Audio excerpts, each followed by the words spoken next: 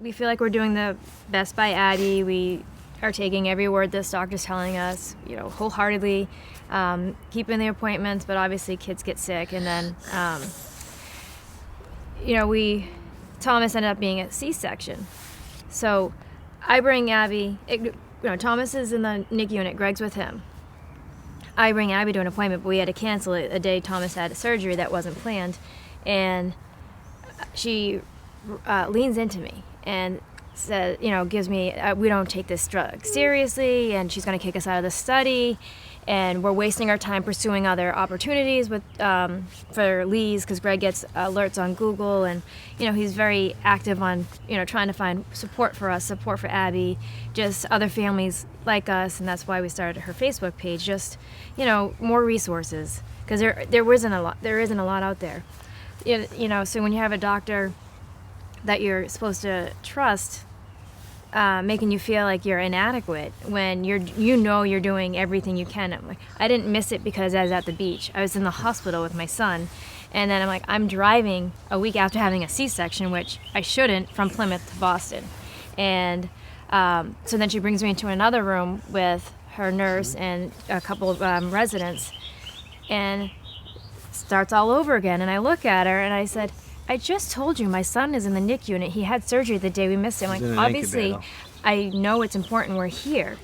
And then she had a follow-up appointment. I think it was a month later, and she told Greg that I was very rude. I'm like, and Greg actually, she's like, I don't think this relationship's going to work. And Greg looks at her, Doc, your relationship's with a 2-year-old. I said, your relationship's and it kind of left her Your speechless. Relationship's not with me. Your relationship's with a 2-year-old. But she had no bedside. bedside. I don't feel that I'm her neurologist. I said, are you a neurologist? Yes. Are you taking care of Abby neurology, through neurology? Yes. Well, then you're a neurologist. She didn't like the fact that we had a second neurologist at another hospital. We got second hospital. and third opinions. She did not like that. And then when Greg had told her all about that EPI 743, waste of our time. She's not going to benefit from it. She doesn't know anything about it. Mind you, she's on a Mito board somewhere, and I was like, if she's not going to benefit from it, everything that they're doing says she is going to benefit from it. And then we talked to the people at NIH who was doing a study on it, and they saw, based on her brain MRI and her medical history, they're like, she's going to do fantastic on this drug. We want her. She passed all the inclusion criteria. So now we're hope. Finally, we have hope. And there's something that, somebody's giving us positive feedback that, people in this study or on this drug are showing, the progression stopping, and actually some with reversals. And Abby actually does fall into the reversal category. Yeah. So that's, but having someone tell you, don't even pursue it. If we listen to this doctor who Abby has all the doctors, they put her on their lap. They get her so comfortable, and they can do a full exam and bend her arms.